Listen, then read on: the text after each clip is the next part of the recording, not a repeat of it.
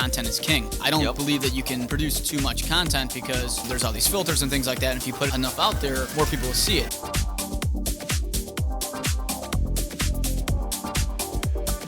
Welcome to the Matt Laricy Project. This is a show about all things real estate, business, marketing, and entrepreneurship. Each show consists of myself, Matt Laricy, a member of my team, and a guest. This week, we have no guests other than myself because it is Season 2, Episode 23, COVID-19, Week 4 of our special edition podcast. Maybe we'll call this one Stir Crazy. Nobody's here because we're still practicing the social distancing. I can't say it. I can never say it. You know what I mean, guys. I'm not strong at saying that. But we got some, this is our 4th week doing it, and we've been just kind of knocking out all the questions that come in. And we've asked again all week for questions, and I thought, nobody would really give us much more because this is our 4th week doing it, and I got to admit, we got a lot more than I thought we would get. So I'm going to do what I did the last 3 weeks is I'm just going to knock these out. I don't see these really beforehand because honestly, I don't want to read through all of them. And they come from like 4 different sources of people reaching out to them. So they're kind of like pieced together and we do it. So there's no consistency. So I'm just going to read these off, answer what I'm seeing on it, and let's take it from there. So first question. With so many people not paying rent or seeking different payment options, how will this affect investors' decisions purchasing real estate in the future? That's actually a pretty good question. So there's a lot of people not paying rent, so people are nervous, like, is real estate still going to be a good investment? I would say yes. There's a lot of different stats going around, but, a lot of people I've talked to have gotten paid. I know I own 12 properties. I got payment on all of mine. I'm not saying that's going to be consistent, but we're in for a little bit of a rough patch here, and I think it's a short-term play. So I don't think investors have to worry about not getting rent long-term, and a lot of that still has to get paid back. If you are in the healthcare industry, can you still look at houses if you're being exposed to potential positive COVID-19 individuals? So are people who work in the hospital still going out? Yes, they are. We have some clients that work at the hospitals that want to go see places. I will admit we're a little cautious to wanting to take them out. I had a doctor yesterday tell me that they were, just in the heart of the COVID thing, and they're like, let's go see some units. And I was like, well, I don't know if it's a good idea. Let's get some video tours for you. So that's kind of how we're handling it. I'm really trying to limit our exposure to people as much as possible. What do you think will be some indicators that the housing market is starting to bounce back from the effects of COVID-19? So what am I seeing? I'll tell you one thing, and I told this to some people earlier. There's 2 things I'm really seeing. One, I'm doing at least 1 buyer's consultation a day, a minimum of 1 a day. And I'm doing almost 0 listing consultations a day. I usually do a listing consult. I probably do about 14 listing consultations a week. I've done, I think, 2 since the lockdown. So that's 4 weeks. I've done 2, but I'm doing a buyer's consultation 1 minimum of a week. So what I'm seeing is a lot of people who want to buy, but not a lot of people who want to sell. Now, I'm just one individual, okay, but I'm seeing the same transition or same trend from other realtors I talk to. So I think there's going to be a lot of people out there that are looking to buy. So I think we'll bounce back fine. I'm not saying we're going to go back to where we were, but I think we are going to see more. What else I saw is Inman published an article today, which is April. We got one stay consistent. This April 9th. Okay. So if you, I've said this in the last 3, this is an ever-changing virus, and this changes hourly. So if you listen to this a week from now and you're like, Matt, you're an idiot. I can't believe you said that. Like, I can't predict the future, guys. But as of April 9th, Inman just produced an article today, Thursday, April 9th, that China's sales have bounced back. They had like 22 one week, and they had like 5,200 the next week. So I think Chicago and other states in general, cities, are going to see a big, rapid rebound in real estate. What month do you feel will be the new March for real estate this year? Month being the busiest. Well, March and April are 2 of your busiest months of the year. I know a lot of people think we're going to, bounce right back and get right into like a March, April. I think June and July will be stronger than they usually are. August is usually dead. It's literally probably our worst month of the year for contracts. Now, I know if you're watching this, you're like, oh, August is my best month, blah, blah, blah. I'm just saying we personally usually don't have as many. I have more sales in December every year than I do in August. But I do think that like June, July, and August are going to be stronger. I'm not going to say they're going to be as good as a normal March or April, but I do think June, July, and August are going to be better than they normally are due to the situation. My office is relocating me, and I must sell my home. What is the best approach you would provide given the pandemic we are in? Talk to an agent. Get it on the market. Inventory's down 85%. I just told you that we're not going on any list. I had almost zero listing appointments in 14 days. Call me. I'll take care of it. Let's get it on the market. That's what I would do. I wouldn't be scared to get it going on the market. Discuss about showing time now having an option for virtual showing on their systems. Okay. So showing time is a system us agents use to schedule appointments. Like my company does it too. It's just like an easy way to track showings. We still have somebody who plugs them in and everything like that and handles it. But what showing time is doing is they're trying to limit people's exposure. So they're trying to help with virtual showings. That's all it is allowing people to upload like videos and stuff. So when instead of confirming it, you can confirm with a video. Are you looking forward to the new Tiger King episode that is supposed to premiere next week? This is probably coming from our last week's episode talking about the Tiger King. Anything Tiger King related to, me and the rest of America are definitely looking forward to it. What show is your guilty pleasure right now? I would say the Bush family, the Anheuser-Busch show on MTV about the kids. It is the worst show I probably ever seen, yet I can't stop watching it, and I don't know why. And yes, I've seen all of them. A close second would be the Cavalieri show. Big fan of Jay Cutler. Anybody out there who didn't like him when he was in town, I told everybody he was awesome. Now the show shows it. What is it like for you as what is it like for you as a seller right now with your home for sale? Oh, okay. So for those of you guys that don't know, I have my property on the market currently trying to sell it. It's not really any different. If anybody listened to my last episodes, I'm actually staying in the suburbs. So our place is just sitting there. We did get a cash offer that we accepted 3 days ago. And you may say, awesome, Matt, that's good for you. But then the buyer backed out immediately after we accepted it. So frustrating would be the answer. And I always tell my sellers that selling sucks. When you lose an offer, you probably think your agent's an idiot, which would be me. So as a seller and the deal dying, I could see why people would want to blame you. But, I mean, it sucks. But if you sell during the shelter in place, you just have to think that you're going to get lucky. And that's the way I think right now. I think that I have about a 10 to 15% chance to sell during the shelter in place, but I feel confident in my own skills, and I feel like I'll have a 100% chance of selling it the minute the shelter in place gets lifted. We know you are a big gym guy. What have you been doing to stay in shape at home? Any workout tips? I am a big gym guy. My body doesn't show for it, but I do stay consistent with working out every day of the week. I wouldn't say I have any big tips. I would say that working out is all about consistency, and I think it's big to stay on top of working out and just getting into the routine. I think the main thing is just trying to get into the routine of constantly working out, given the situation. Any books you recommend to people to read since so much free time is now available? So I really like two books, The Richest Man in Babylon. I think that's a perfect book for today.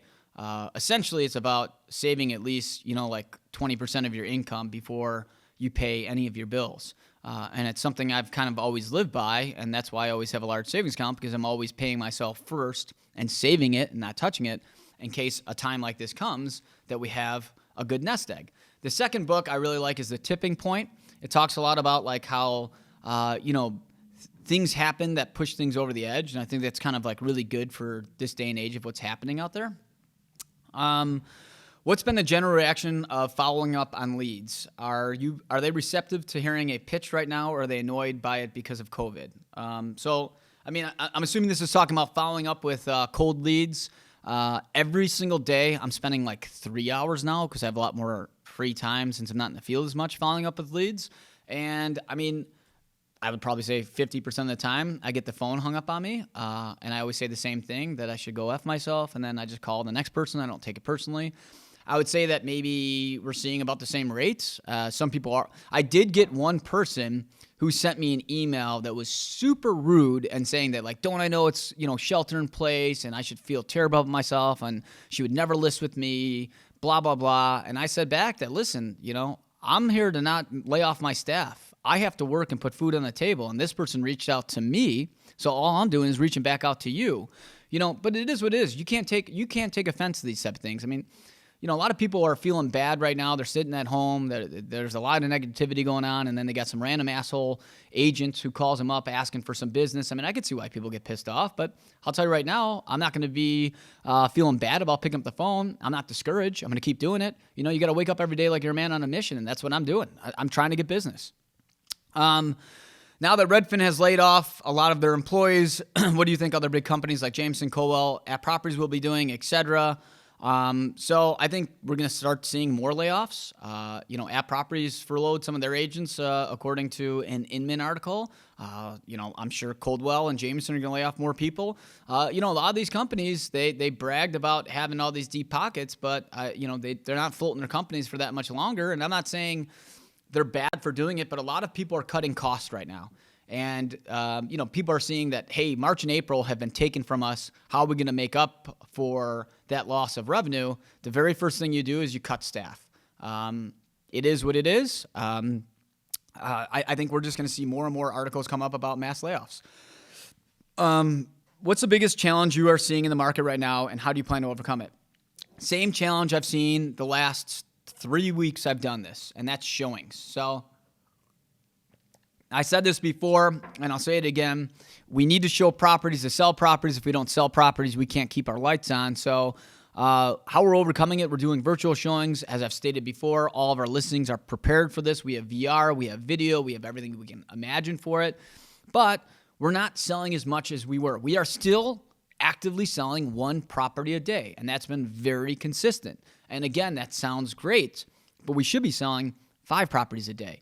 So as long as we could keep slow and steady singles and doubles, we'll be able to be kept in the game. But I cannot get around the showings because everybody has different comfort levels. How is COVID impacting your pending transactions? As of right now, knock on whatever, this is wood, we're not seeing as many deals die as we did once the shelter in place was announced. I think for the time being, the main panic has settled down. The only deals we're mostly losing is when somebody loses their job, and there's just nothing we could do about that. And guess what? For everybody out there listening, that's going to keep happening. People are still going to keep getting fired and laid off. So you just have to live with it. You can't change it, and you just got to live with it. How do you think this will affect the home buying process long term? What do you think will be done differently now? No shaking hands, stuff like that. I think we'll eventually go back to the handshake. I like shaking a hand, but we'll see. I mean, I think business. I think we're a very knee-jerk reaction society as a whole, and I think that we try to adapt quickly, but then we forget easily. All this virtual stuff going on, I've always said that I think that's how the future is going to go, so I think that's going to be a little bit more prominent for people who are listing their homes. I think sellers are going to be asking a little bit more and making sure that people are doing that type of stuff. I think buyers are now going to probably preview properties a little bit harder. Before, you get a buyer send you 15 places, be like, let's just see these 15. And they knew 6 or 7 of them they could give a shit about, but they just want to go through them. I think buyers nowadays are going to be a little bit more cautious on what they do see. And now the rise of the popularity of people using video and Matterport are going to help contribute towards it. Do you think the president will pardon Joe Exotic? Oh, Jesus. More Tiger King Cat questions. No, but I think he'll probably mention a couple more times because it's good press and everybody loves him. Joe Exotic, that is. So, sure, I'm sure he'll mention it a couple times, but he's not going to do anything about it. How long do you think it will take for the market to recover? I think it'll recover pretty quickly. In Chicago, I can't talk for San Francisco or New York or other stuff like that. We mentioned last week how other cities are getting creamed, and Chicago hasn't really gotten crushed that much. I think the rest of the year is going to be tougher than it would have been. And I think we're going to run into a big inventory problem. And I do think, a good portion of buyers are just going to assume that everything should be 25% off because of COVID. And that's not true. And I just think our job is going to be more difficult because we're going to have to educate our clients more. It's going to be, frankly, it's going to be annoying. It's super annoying when I get a call and somebody's like, hey, COVID's going on. I see that place is 700. You think they'll take 250? And imagine getting that call 25 times a day. It'd be like me going to a restaurant, sitting down and be like, hey, I know you want $50 for the steak, but I'm going to give you $5 because you guys, went through kind of a rough patch. It's just listen, that's not how it works. Prices don't automatically drop 25%. It's not directly correlated with the stock market. So if the stock market's up, the housing market goes up 100%. But that's probably the biggest thing that we're going to have to deal with. And it is what it is. I need to move now. What are my options? Look at places. I think buyers who are looking now are the ones that are going to win. As we speak, right this second, April 9th, there's a shit ton of blood in the water. A lot of people are scared. A lot of people are sitting at home. If you want a better deal, take advantage of it now. Because come May 15th, if we're out of our homes, now again, April 9th, could have already been announced by the time you watch this, but by May 15th, if you're out of your house and you go to that seller with maybe $15,000 less than he would have normally have taken, and you said, hey, COVID, they're going to be like, what COVID? We're out of our house. Everything's fine. So you're not going to get the deal you think you're going to get. So if you want to buy now. You'll get a better price. What is the first thing you are going to do after the stay-at-home order is over? Nothing. I don't really do anything with my life. I'm a loser. I work all day. From the moment my eyes are open to the moment my eyes go to close, I work. So nothing's going to change for me. Nothing has changed. Nothing will change. How do you stay focused working from home? I'm not working from home. I'm working from the office. I wouldn't be able to stay focused working from home. I have a little one. I'd be staying in the burbs with a bunch of other people. So I come to the office and I work. But for the people who are at home, honestly, you got to go in a different room, lock the door, and make sure there's no TVs in there because otherwise you're going to get distracted. It's very easy to get distracted. And the minute you get distracted, you watch a Netflix episode, and you get back to your computer, and then you watch another one. You got to stay focused. Put on the clothes you would normally wear. Act as if you're going to work. Put your suit and tie on. Sit in the office by yourself at your home and work. Otherwise, you get distracted. You got your gym clothes on. You're already feeling a little bit lazier. You're going upstairs every now and then, grabbing food more often than you normally would be. You're kind of trying to limit your ability to work, and then you're producing less results. You got to stay focused. What activities have you been doing with your family during the lockdown? Nothing. I'm working just as many hours as I was. I'm not making as much money. We're not as profitable, but I'm not saying it's about money, but for me, it's making sure I don't lay off any of my staff. It's making sure that we still meet our goals. So I'm working just as hard. I will tell you, since I am staying in the suburbs, I cook. I don't have a balcony for everybody out there at my place, so I don't get to grill. And my in-laws have a grill, so I am grilling 6 nights a week for my family. Thursdays is, we don't do Taco Tuesdays, we do Taco Thursdays. So tonight I'm going to grill some fish tacos. Maybe I'll put the recipe up on there. They're going to be killer. I'll take a picture, look for the Instagram later. But that's what I do. Every night is I do, grill or cook for the family. And then we have a nice family dinner together with everybody, which is nice. But other than that, my life is pretty much normal. Procedures for virtual recording if sellers allow you to take video while they're living there. There's no procedure for virtual recording. You just go there, you shoot a video, and you send it off. Again, all my listings already have all this stuff done. We did it before we listed. For videos that are active listings, you're just going there, shooting a video, and you're sending it. That's it. How will it affect the long-term rental market? I don't think the rental market's going to be that affected. To be frank, I think the rentals are going to go up. And call me crazy. I get it, guys. Some people aren't paying rent today. But when recessions happen, more people rent and less people buy. And guess what happens with supply and demand? Rent goes up when that happens. I predict the rental prices will go up a little bit. Maybe they plummet and you say, Laricy's an idiot. This is just my thoughts. Where is the rental market heading in general? I just answered that. Do you think Zillow should offer more than 50% off this and next month's pricing? So for the people out there that don't know, big Zillow advertisers like myself and every other Zillow advertiser, we got a email saying, hey, 50% of your bill is off. I think they'll probably reduce it by another 50% next month to be able to keep their advertisers. To be frank, I think it should be off 50% because I'll tell you right now, I'm getting way less than 50% of the leads that I'm paying for. So we should be paying 30% of a bill because that's about how many leads I'm getting compared to what I was spending previously. It is what it is, though, guys.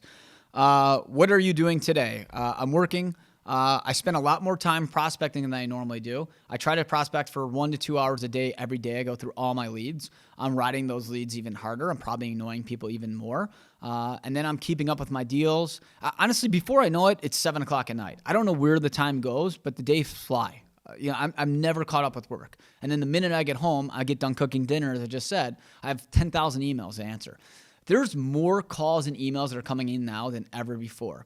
Most of it is never going to produce business today, but it will produce business for long term. If you position yourself as an expert, guess what people want to do when there's a problem? They want to call the expert. So all my old clients, all these agents, all these friends of friends are calling me up and asking me, what's going on with the market? What should I expect in the market? I'm thinking about buying 2 years from now. What do you think is going to happen? Blah, blah, blah. Maybe those people will come back to me. Maybe I'll never hear from them again. What do I care? If you position yourself as an expert and everybody knows you're an expert, you never know where the residual buyers or sellers are going to come from. But the main thing is keep yourself busy. So every day, all I'm doing is just doing stuff like that.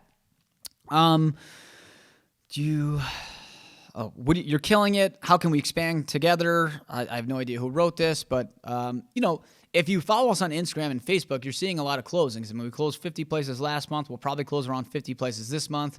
We were on pace to have our best March and April ever, and that's not including the 10% of sales we did. And I'm not bragging. I'm just telling you that if you talk to any other agent, they were on pace to have the best first quarter they've ever had too. But guess what? Wait till you see my May and June closings. They're going to suck. I'm going to post hey, we've had 3 closings in May. We had 4 closings in June.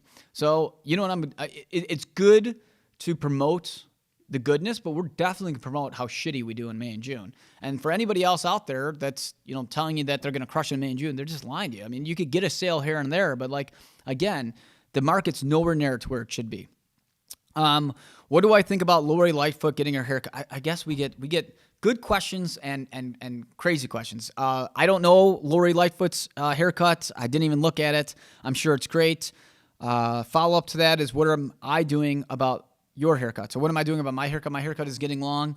I can't do anything about it. I don't want to go to my hairstylist or barber or whatever you call the person that cuts your hair. I don't even know what the right terminology is.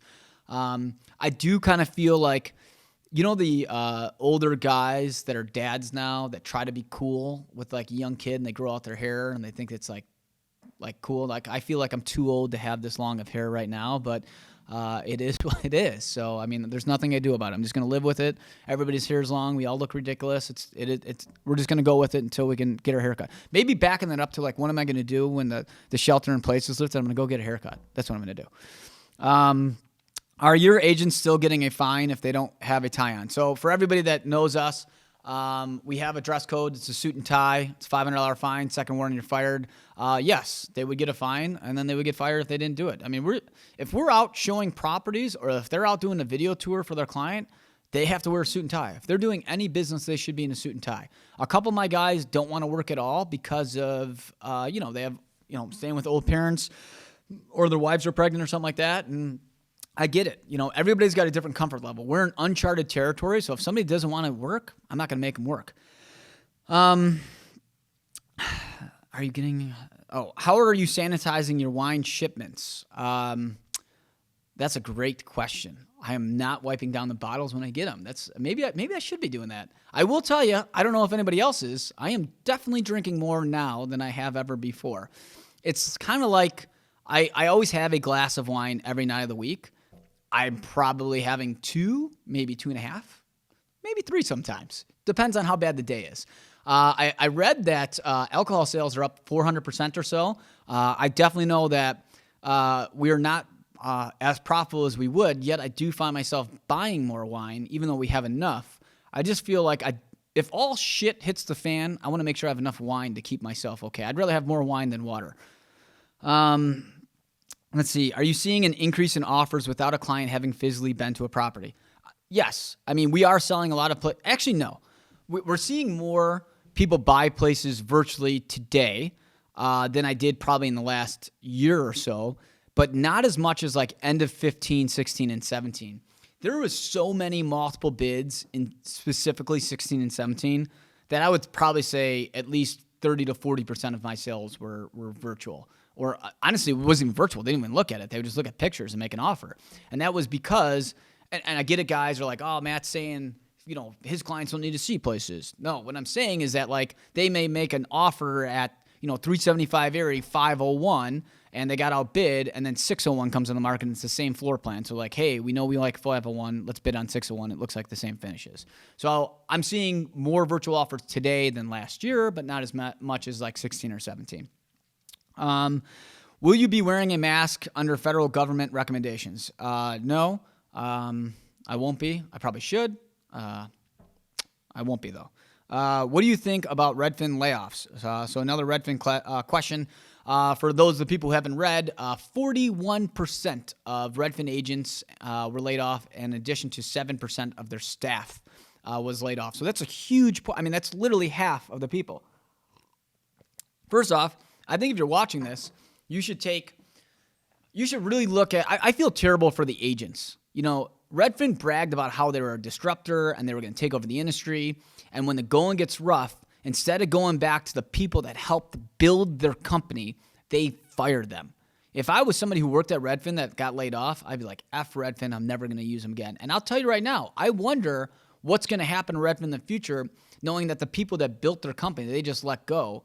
And it's like, you couldn't even float your business for 3 months without letting half of your people go.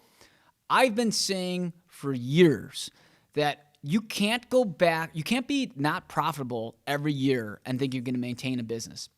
Last year, they lost almost $550 million. And everybody kept telling me that, hey, this company and other companies are going to be the biggest companies of all time. And I said, listen, when the economy is at an all-time high, a tech company can come in. But what are you going to do when you're not making any money and you go back to your investors and their investors' stock portfolio just plummeted because they're in a recession? What's that investor going to do? Do you think the investor is going to hand them a check and say, hey, you haven't made $550 million. You lost that for me last year. Market was great, no problem. But now the market's shitty and you come back to me, you need money. Me as an investor, am I going to say, yeah, here's another $100 million? I'm probably going to say no. I'm going to be like, figure it out. We all got bills to pay now. This is on you. Well, that scenario that I kept asking everybody, what would happen? It happened. And you know what Redfin's answer to it was? See you later, 41% of the guys that helped me build my company. I feel terrible for them. I feel bad for the agents. Why is it the agents that get laid off? They should fire the CEO. They should fire all the guys up top. They're the ones that put the guys in the position. Don't fire the people that got you there. That's my opinion on it. I'm very adamant about it. And honestly, I'm not a fan of Redfin, okay? But they're a competitor. And I'm not a sore loser when I lose to them or any other company. I'm a supporter of agents, and I'm a supporter of the guys that just lost their jobs. I feel terrible. These people got families to feed, bills to pay, and they get let go the minute the going gets rough. It just pisses me off that these guys are willing to just, pack up and leave. It's kind of like I'm not strong enough to be in the Army. I'm not brave enough, but it's, one of the things I always respected about our military is that they say no man left behind. And I always thought about that in my business. I'm not going to fire anybody. We're a small mom and pop shop. I work for a company called AmeriCorp. I have no backing. I don't have anybody to run to if my bills go dry or anything like that. It's all up to me. And guess what? I haven't laid off a single person. In fact, I bonused my staff last month, and I plan on bonusing them again in April because guess what? They were promised a bonus at the end of every month. So I'm going to back it up, whether I'm as profitable as not. But you look at these big companies, and here they go. The minute the going gets rough, instead of saying, hey, guys, you guys helped me get here. You're the ones that helped me build what I got. Instead, when your time is tough, let me just cut you loose. What's that have to say about a company in the future? And I think for all the people out there that are watching this, if anybody ever does, you have to think to yourself, when you want to hire one of those companies, you really want to hire a company that can't even back up their staff that are helping them get to where they are? What good does that say about them? And for the agents out there, I feel terrible for you. My heart goes out to you. If you were a Redfin agent that was laid off, what would your suggestion be for finding a new job? Where to turn next? Honestly, call every agent out there. I mean, listen, we're not hiring today. I'll take calls, though. I'm happy to listen to what you got to offer and how hard you want to work for it. There's every other agency out there will probably start hiring agents because, honestly, the way Redfin works is they have to pay their agents a salary and they don't get paid a commission. Every other agency works is that they only get paid off commission. So, unfortunately, you got to start at the bottom and work your way up, but I'd go out there interviewing at people. I'd go try to work under a big agent and get right back my foot in the door to get moving on this. But again, I do feel sorry for you.